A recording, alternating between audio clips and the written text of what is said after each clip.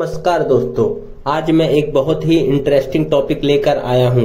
इस वीडियो में मैं आपको भारत की कुछ एजेंसियों के बारे में बताऊंगा, जिसके बारे में शायद ही आपको पता होगा। हर एजेंसी के बारे में एक एक करके जानेंगे। इससे पहले आप हमारे चैनल को लाइक और सब्सक्राइब जरूर करें। दोस्तों, ईडी की फुल फॉर्म होती है एनफोर्समेंट डायरेक्टरेट। दोस्तों, ईडी को टैक्स चोरी से संबंधित मामले की जांच के लिए लगाया जाता है।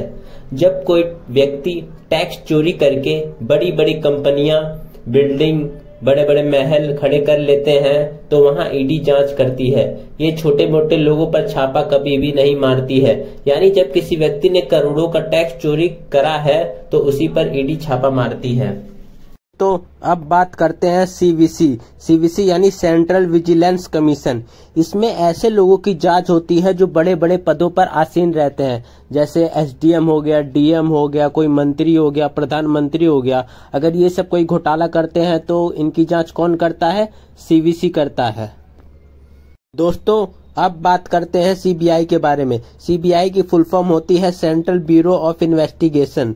ये जो सीबीआई होती है ये सेंट्रल गवर्नमेंट के अंदर काम करती है। सीबीआई को सिर्फ हाई कोर्ट, सुप्रीम कोर्ट और सेंट्रल गवर्नमेंट ही आदेश दे सकती है। ये मुख्य रूप से भ्रष्टाचार, हत्या, अपराध और घोटालों जैसे मामलों की जांच करती है।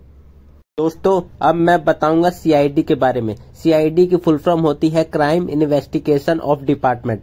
सीआईडी जो होती है वह स्टेट गवर्नमेंट के अंदर काम करती है। याद रखना, सीबीआई जो होती है वो सेंट्रल गवर्नमेंट के अंदर काम करती है, लेकिन सीआईडी स्टेट गवर्नमेंट के अंदर काम करती है। सीआईडी अपने स्टेट के बाहर काम नहीं कर सकती है। सीआईडी का काम जो होता है वह दंगे, हत्या, अपहरण, चोरी जैसे मामले की जांच करती है। इसको आदेश सिर्फ स्टेट गवर्नमेंट और हाई कोर्ट ही दे सकती है।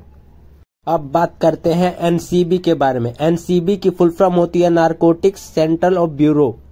एनसीबी एक खुफिया एजेंसी है। इसका काम देश में अवैध तरीके से हो रही ड्रग्स एवं मादक पदार्थों की तस्करी और दुरुपयोग को रोकना, जांच करना और दोषियों को सजा दिलाना है। दोस्तों, आप लोगों ने सुशांत सिंह राजपूत सुसाइड केस में देखा होगा कि एनसीबी ही जांच कर रही थी, और दूसरा केस आया था शाहरुख खान के बेटे पर। उनके बेटे की जो जांच कर रही थी वो एनसीबी ही कर रही थी, यानी नारकोटिक्स सेंट्रल ऑफ ब्यूरो कर रही थी। दोस्तों, अब मैं बताने वाला हूँ रॉ के बारे में। रॉ की फुल फॉर्म होती है रिसर्च एंड एनालिसिस विंग। आप लोगों ने सुना होगा हर देश की अपनी एक जासूस एजेंसी होती है। भारत की जासूस एजेंसी का नाम रॉ है। रॉ भारत के बाहर दूसरे देशों की खुफिया जानकारी देती है। हर देश अपने जासूस को दूसरे देशों में पता करने के लिए भेजते हैं, लेकिन किसी देश को यह तक पता नहीं होता कि वह व्यक्ति जासूस है। अगर किसी देश को पता लग जाए कि वह व्यक्ति जासूस है तो उसे वहीं पर मार दिया जाता है या हमेशा के लिए उसे जेल में डाल दिया जाता है। दोस्तों, अब मैं बताने वाला हूँ आईबी के बारे में। आईबी की फुल फॉर्म है इंटेलिजेंस ब्यूरो। ये देश के अंदर खुफिया जानकारी देती है। जैसे अगर भारत में कहीं आतंकी हमला होने की संभावना होती है तो आईबी पता लगाती है, लेकिन ये हमला अभी हुआ नहीं है। ये सिर्फ बताती है हमला हो सकता है। दोस्तों, आखिरी में एनआईए की बात करेंगे। एनआईए की फुल फॉर्म होती है नेशनल इन्वेस्टिगेशन एजेंसी। एनआईए जो होती है वह आतंकी घटना की जांच करती है। मान लीजिए कहीं भारत में आतंकी हमला हो गया है तो इस मामले की जांच जो होती है वह एनआईए को सौंपा जाएगा। लेकिन हमले की संभावना कहां कहां है तो इसकी जानकारी कौन देगा? ये आईबी देगा। सपोज भारत में कहीं हमला होने वाला है तो इसकी जांच कौन करेगा? आईबी करेगा।